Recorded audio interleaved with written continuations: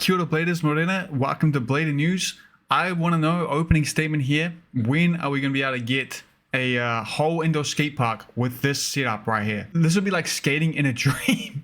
I imagine a whole indoor with some kind of rail setup with the bungee. You can throw anything and no matter what, you don't hit the floor. On paper, anyway. It really is an untapped business model, I think. As indoor skate park with this, damn, that'd be dope. She kills in this, man. It's so sick. Props on that. But anyway, there's a ton of news to talk about here because it is Winterclash time. Most of you are probably on the way to Winterclash or at it right now. And fuck you if you are. I'm super jealous.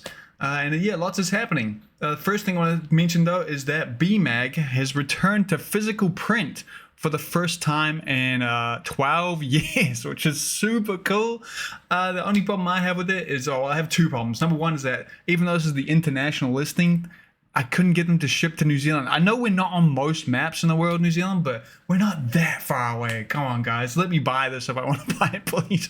The other thing I have a problem with is the fact that this is bad news for me because I've been working really hard on my own magazine. Much smaller, much lower scale than BMAG, but I have a finished copy here that I would be plugging for you to buy right now if I wasn't too busy for the next 2 weeks to ship it. So stay tuned for that. It is available for my patrons and members right now, though. They can get it exclusively for free, included no extra cost for shipping. So yeah, good time to sign up if you're gonna check it out. Another exciting news though, this pic that John Julio posted today is super promising for the future of blading. It is him with one of the world skate officials at some kind of Olympic meeting, and this seems to be hinting at the fact that aggressive skating or freestyle roller may be in the next Olympic Games. Now, if you missed it, there was plans to try get aggressive blading into the LA 2028 Olympic Games. And John Julio posting it right now, is definitely a sign that things are probably on track for that to happen. Nothing official's come out yet. Did some research, couldn't find anything so far to officially confirm it. But this is nothing but good sign and good news. And if it does happen, it's going to be so good for blading. I did a little research into what is helping blading grow the most. And obviously the most important thing for our sport is exposure. And the Olympics will bring a lot of exposure and also a lot of legitimacy to the sport. You can actually get like schools and stuff behind it. It'll be nothing but good for us, more so than any other action sport right now, I think.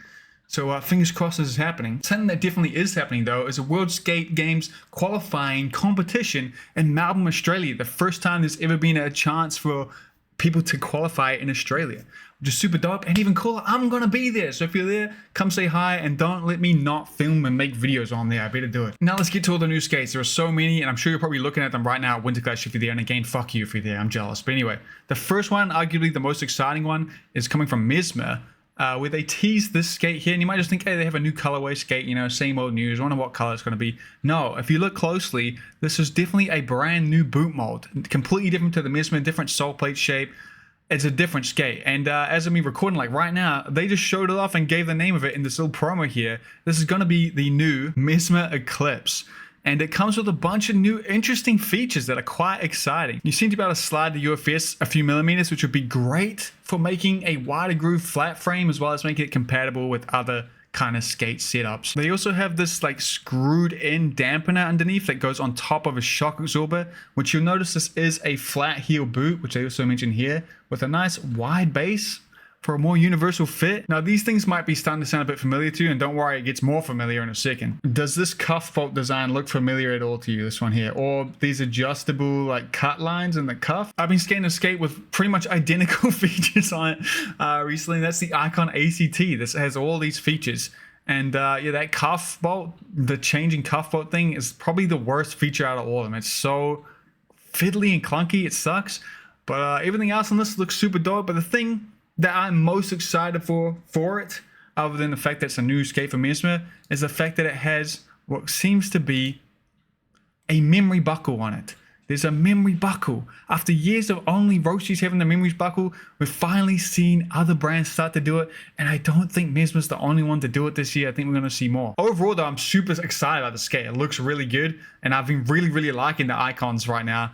And I mean, an icon with a memory buckle, and on the Mesmer team, I'm fucking sold, dude. That's a skate for me next. Moving on to a bunch of really well-deserving skaters finally got pro skates. The first one being Mike French, who's been killing it for so long now, man. The French brothers been so dope. It was only a month ago that this sick part came out from Mike French, and the top comment on it was, where is his pro skate. Little did they know his pro skate was just around the corner. Here it is here.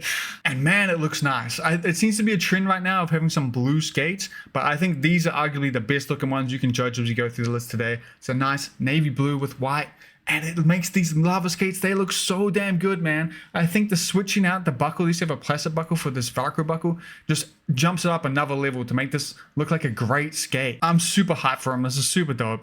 And I really like the little subtle designs they put in this, like the little kind of Jordan, rollerblading Jordan knockoff kind of thing here on the cuff. It's cool. It's a good touch. The next overdue pro skate goes to Joe Zing from Broskow with this nice brown classic Fifth Element. It's not a classic Fifth Element. It is the normal Fifth Element, you know, the one they re-released. But it's another nice clean cut with the nice little zinc logo on the back. And this dude's been killing it for years on Roshi, so it's cool to see him finally get a pro skate from them in such a nice matching colorway. This is showing off alongside our Skater of the Year's new pro skate, Yuto Goto, which really is a good throwback to one of my favorite pair of Roshis ever, the Joe Atkinson's pro skate. Very, very similar looking skate with some slight changes. Both these skates are just the classic Roshi skates. There's no new features about them. They're just the new M12 Plus and the normal Roshi's Fifth Element, but they're both dope regardless, and I'm hyped for both the pro skaters, and I'm super excited to see what edits they put out with. Moving on though, Shadows are back in a new clean white colorway in this Shadow Team White 60 skate here, with some slight changes to the original design. You'll notice here again, it appears to have a memory buckle on it, making it the second skate to come out in this video so far to feature that it's not a Roshi skate, which is dope. Maybe this is the last year we'll ever have those terrible, way less good non-memory buckles that we've been stuck with every brand except for Roshi's. Now the liner or the shoe for this one does look a lot more like a shoe this time. It's not quite as crazy as the Oygons were, but it's still on the line, I think. But again, from my time when I tried out these skates, none of you actually wear these as shoes, right? I really think they could completely ditch the grip on the shoe and the whole shoe experience and just make this have a normal liner in it.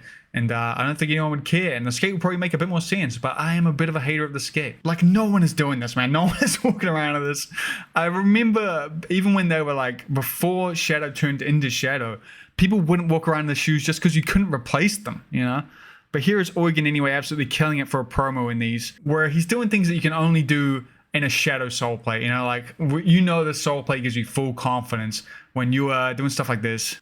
Grind up to drop in, like full confidence there, alongside this like pawn slide to grind. Like, you got to be confident in your sole plate for that. It's a good ad for this for sure. Oygon always kills it though. There's a couple videos going through all the details and the slight changes they made to the skate to improve it. It seems like it's a big jump and improvement from the last one, but I won't go through it all. There's too many little changes. I'll link the video though, we can learn about it. There's another new white skate though, and it's coming from Rollerblade Blank. They got the Blank Canvas, which I do think is quite a nice name. It works really well. No other brand can copy that one, you know.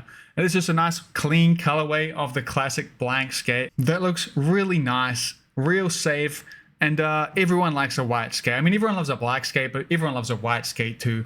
The coolest thing I've seen about this though was Austin Paz's little video where he customizes his skates and does like an ASMR build of it. It's a really good watch, and it's cool to see how he sets them up with his CRS frames, the Flobo buffers, and all the other stuff. It's cool, good video. Definitely think you should check it out. There's one more white skate to talk about, and it's a new Martina Pro skate from Gods here. It's another clean white colorway, the classic kind of carbon boot look. She posted a nice little reel promo in it here, doing some cool street tricks in here. Kind of new style, not doing an edit, doing a straight to reel edit. Very cool, solid skating, and a really solid looking skate. I was a little outshined by the fact that Frankie posted up a clip though on Gods where he doesn't have the dreads anymore. I didn't recognize him, man. I was like, damn, who's this guy that skates so good, dude? It was Frankie. And with all that, we're still not done with all the skates. The next ones we're going to talk about have not been fully shown off yet, but they've been teased, and you can probably see them at Winterclash right now if you're there. Let me know if you're at Winterclash. I'm still jealous. Jaro teased us with this little promo here where he goes to see his pro skate, but he doesn't actually show them. He did follow up though with this post where we get a little teaser of them. So he has a new pro skate from IQON here, and I think it's a good touch here that with these skates, the only skates you can do this little custom piece with the little tab you hold at the back on the cuff here. And this little glimpse here looks nice. I'm excited to see what they look like. Flying Eagle have been teasing their aggressive skates for the last few weeks straight now, and this is the best look we got of them so far, and it tells us nothing at all. We can't even see the buckle.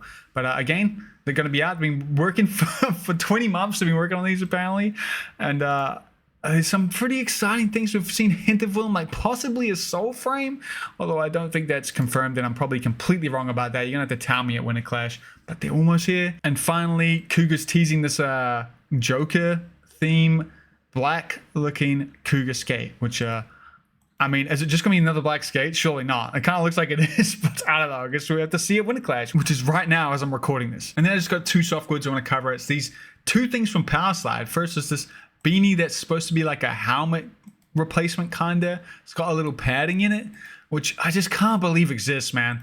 And what's even crazier is that there's two of them. There's one for a Nui as well. And like, seriously, if you're buying this thing, just get a helmet, please, please, because if you hit your head in this thing, it's not gonna save you at all, man. You need more than just a cushion. You're halfway sending it, just do it. I guess it's better than nothing, but in reality, it's not. Trust me. But anyway, what a plug for that. For that product. Now, I hope you've all seen this new piece from Broskow. I'm sure you have, but if you haven't, what the fuck are you doing? This shit is like already by far edit of the year. It's going to be impossible to top. Now, you probably haven't missed it, but one thing you may have missed is the fact that it was going to be a paywalled VOD you would have had to buy to watch. But Broskow decided against the idea and just wanted to share it with us all for free. I know no one does this, but if you did go into the description, you would have caught that story there from Pat Ryder. But he did also mention that you can donate to him if you want. If you appreciate him giving this edit to us for free, you can click on that link and send him some money, and I highly encourage you to do so. We need more edits like this. They're so good. So even if you have $1 to send him, send it his way. $1 is infinitely more support than just watching it, you know. So if you have $1, consider it. I do just want to highlight how insane this edit is. Just the opening clip here, some things you may have missed on it. First off is, look at this. It's a jump, by the way. Jump over the crack on the first thing. And also, it is so narrow. Like, look how narrow that is, dude. He is like threading the needle, and then he has to jump up to a decently high rail, decently steep, that has the kink at the bottom. If you don't lock that, of course he laced it too. Perfect. Go watch it and go support him. And speaking of cool projects, here's a dude that's been rebuilding the Remz 00 skates from scratch since they disintegrated on him when he tried to restore them. And the one that caught my attention was this one here where he made them a little too flexy. Now this is how Remz, I remember Remz feeling, so I think this is probably what he should have stuck with. That looks about right. But ultimately he did achieve his goal. He finished rebuilding these skates. Here they are here, and they look sweet. And he is proof that we are living in that reality we were promised, where you can literally download a skate. You could do that right now.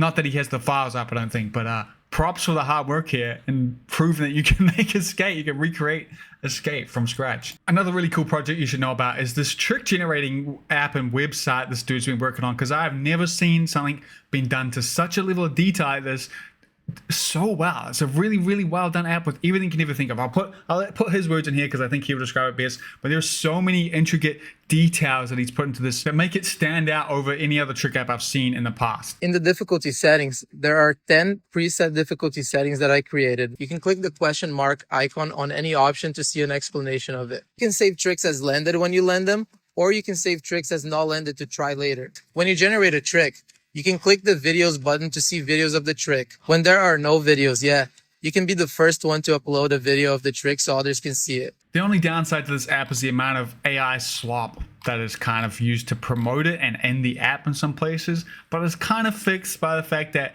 not only is it incorporated in the app that you can upload videos of you doing the trick to hopefully dispel the need to do any more AI videos. If it wasn't clear, I cannot stand AIR. I think it really ruins everything, but that's a video for another day. Believe it or not, there's been a couple new teasers for rollerblading video games that have come out in the last few days separately, which is insane. Here's one here called Project Kindgrind that looks really fun, and it's just opening the hopes and dreams of having a skate style game actually be finished like on a roll.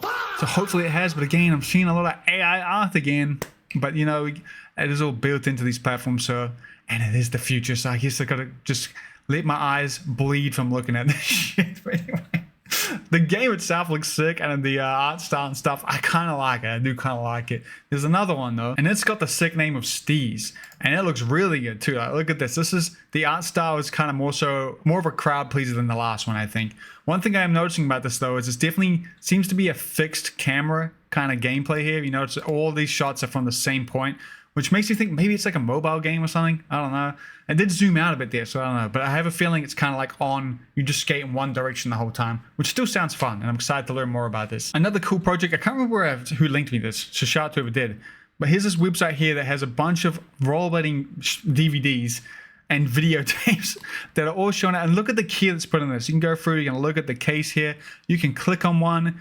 You can pop it in and it starts playing at the top here.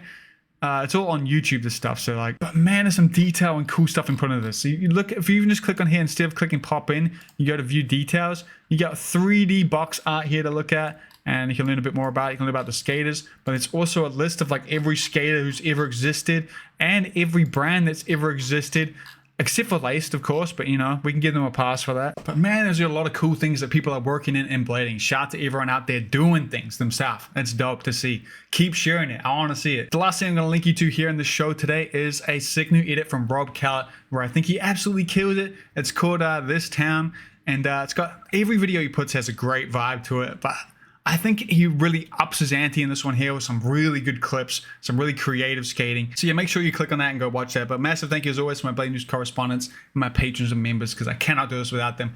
And more important than all, make sure you go out and skate. It's like the most important thing you can do for yourself and for blading. Be out there, be visible, go skating.